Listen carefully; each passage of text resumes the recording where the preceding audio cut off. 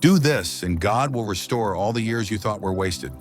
Have you ever looked back at your life and thought, I've wasted so much time? Years lost to confusion, to fear, to waiting. But what if I told you, God can restore all the years you thought were wasted? Not someday, but now.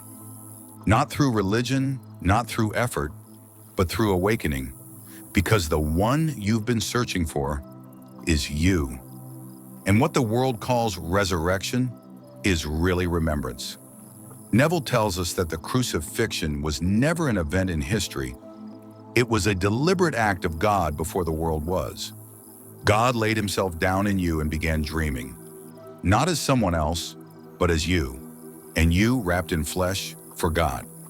But here's the mystery. Your forgetting was divine. It was on purpose, and your awakening will be just as divine. This is the true story of Easter. Not a man on a cross, but the eternal you, buried in the tomb of your own skull, awakening from a dream. Neville speaks of the moment you awaken.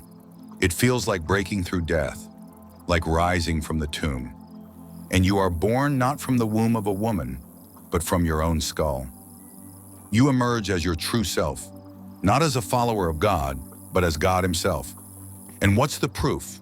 When David, yes, that David, stands before you and calls you Father. Only then do you know who you really are. The tragedy is that most people miss this. They search for Jesus in history, in churches, in ancient stories.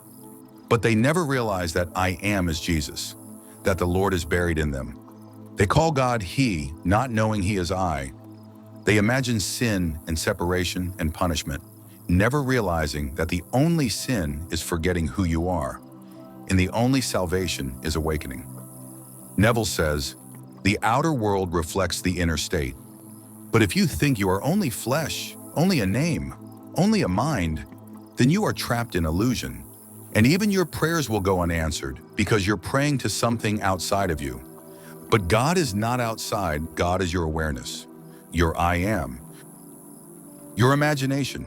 And until you claim that, you will wander. So what do? You stop begging life to change, and you begin to assume the end. Neville calls it living in the feeling of the wish fulfilled. When you say I am and follow it with a new identity, you activate divine law. You impress your subconscious. You resurrect a new version of yourself. Want health? Assume it. Want peace? Assume it. Want to feel worthy, loved, divine? Assume it now, not later. Not someday, now. Because in the eternal realm, it is already done. And when doubt creeps in, as it will, you return to the assumption. You return to the inner conviction, I am that. You don't need to beg, you need to remember. Here's the truth. You are not becoming, you are remembering. The tomb you were buried in was not punishment, it was purpose.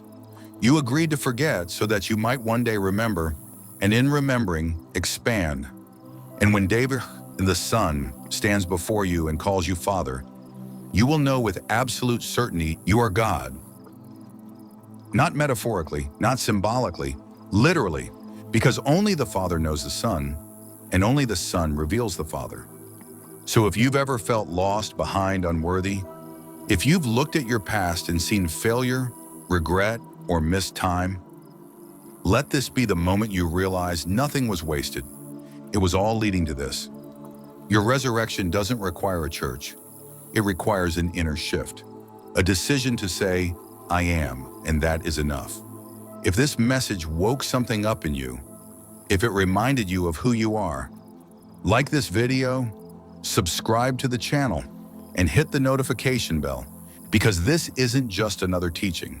This is your return, and the journey has just begun.